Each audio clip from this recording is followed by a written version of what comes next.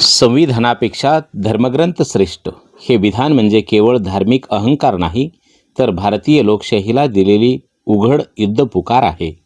अशा विधानांचा आता केवळ निषेध करून चालणार नाही, तर या मानसिकतेचा समूळ नायनाट करण्याची वेळ आली आहे. जे लोक संविधानाच्या अन्नावर जगतात आणि संविधानाच्याच वर स्वतःच्या धार्मिक नियमांना ठेवतात, त्यांनी हे लक्षात ठेवावे की हा देश धर्मवेड्यांचा नाही, तर नागरिकांचा आहे. धर्मग्रंथ घराच्या उंबरठ्यापर्यंतच. तुमचा धर्मग्रंथ तुम्हाला काय सांगतो याच्याशी देशाला देणं घेणं नाही. देशाच्या संसदेच्या वर कोणतीही मस्जिद, मंदिर किंवा चर्च नाही.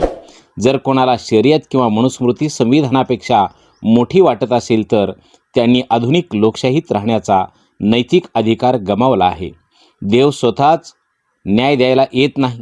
अल्लाचा किंवा ईश्वराचा निर्णय अंतिम आहे असं म्हणणारे प्रत्यक्षात स्वतःची धार्मिक दुकानदारी चालवत असतात. ईश्वराच्या नावाखाली स्त्रियावर बंधनं घालणं, अभिव्यक्ती स्वातंत्र्य दडपणं आणि प्रगतीला विरोध करणं हा मानसिक दहशतवाद आहे. हा देश गजवा-ए-हिंद किंवा हिंदू राष्ट्र नाही. हा देश केवळ आणि केवळ भारतीय संविधान चालवणारा देश आहे. इथे एका हातामध्ये संविधानाची प्रत आणि दुसऱ्या हातामध्ये कायद्याचा बडगा असेल. धर्माच्या नावावर समांतर न्यायव्यवस्था उभं करणं आणि ते स्वप्न पाहणाऱ्यांनी हे लक्षात ठेवावं की भारतीय कायदा तुमचं हे मनसुबे कधीही पूर्ण होऊ देणार नाही. तुमचे धर्मग्रंथ पवित्र असतील, पण ते सार्वत्रिक नाहीत. एकाचा धर्म दुसऱ्यासाठी जुलूम असू शकतो.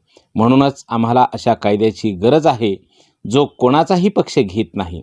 संविधानाने तुम्हाला प्रार्थना करण्याचे स्वातंत्र्य दिले आहे, याचा अर्थ असा नाही की तुम्ही संविधानाचाच गळा आवळाल.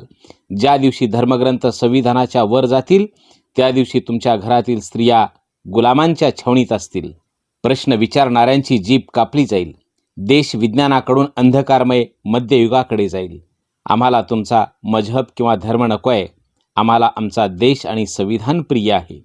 संविधानाचा अपमान करणाऱ्या प्रत्येक जिभेला लोकशाहीच्या मार्गाने उत्तर दिलेच पाहिजे. धिक्कार असो अशा प्रतिगामी मानसिकतेचा.